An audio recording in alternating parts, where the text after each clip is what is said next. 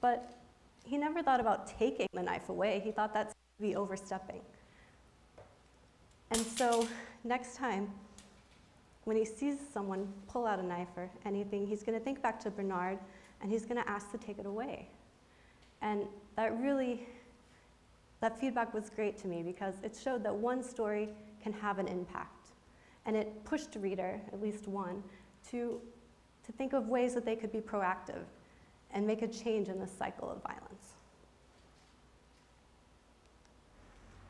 And how we also engage our readers is we've offered these training workshops. And 8 years ago when we started, we opened with 1-hour lessons. And these were great. They brought people together, and we had conversation, and they learned some skills. But how many stories do you think we got published after people attended? I mean, they really fell short. No one, after 1-hour lesson, contributed a piece that was ready to be published. And that's the goal, was to get community involved and the residents contributing. So we revamped our design, and we offered full-day workshops, where we would take a participant and pair them with a journalism professor or a graduate reporting student to be their mentor. We'd have the lesson, then they'd go out on assignment, they'd have that support system with them. The person could help them get their interview started and then sit back and let them work. We'd all come back, have lunch, talk about their stories, and they'd sit to write. Then we would work with them and edit their piece. We'd get photos uploaded and we'd post it online. And in one afternoon, they'd become a published writer. And with this full-day workshop idea, the most popular has become our photo workshop. And we call this our photo walk. And each summer, one Saturday in July, we have a photo lesson, and then we go out and take a walk through the neighborhood and document a typical day on the South Side in photos. And they are our most popular. That brings in the biggest crowd. But I see the real success in the photo walk is in the range of people that participate, the different ages, different skill levels, and from different areas geographically. We have young kids, senior citizens. We have professional photographers that volunteer their time and lead the walk. And then we have hobbyists and amateur photographers that come to the neighborhood as a new photo place to explore and capture images. And then residents participate, and people that even have never owned a camera will come, and we'll loan them one for the day. And one question that I'm always asked is, as we go out as a group, what is the community going to think of us? I mean, are they going to be okay with us sticking our cameras in their faces? I mean, aren't we going to be seen as intrusive?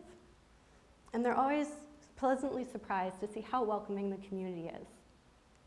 Residents will pose for us and make silly faces and invite us up onto their porches. We capture family portraits. I can show you year after year some of the same families documented. We can get kids playing in the park, going around, just families hanging out at their house on a typical Saturday. Businesses have also welcomed us in.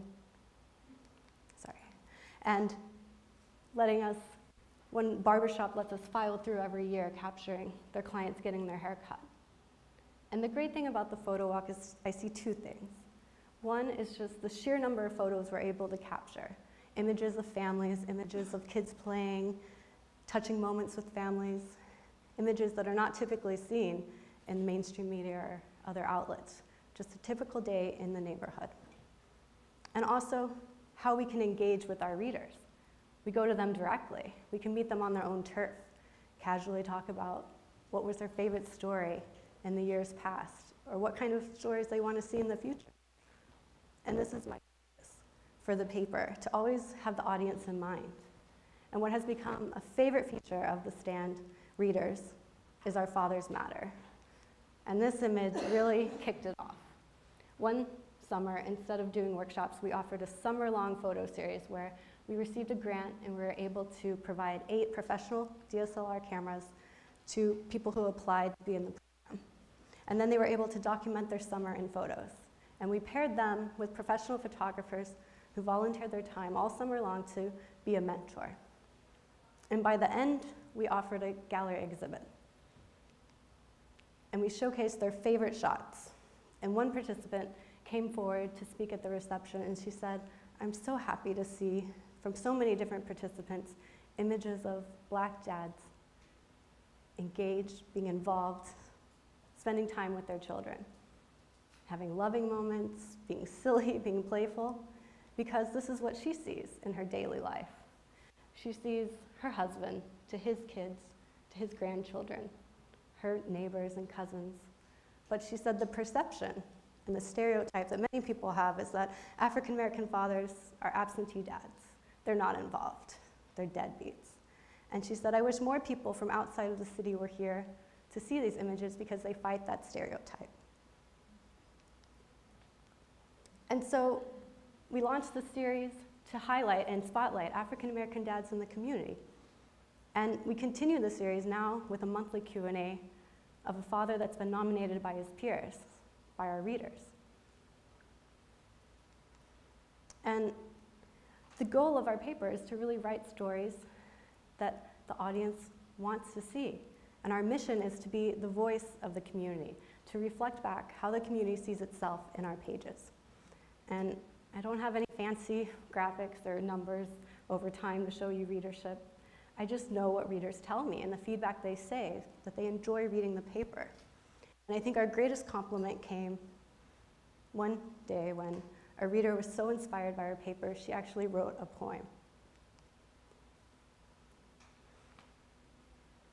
And so, for me to read that our paper fosters community pride, and it's making the residents feel visible when so often in the mainstream media they go unrepresented or unnoticed, tells me that we're fulfilling our mission and we're doing good journalism.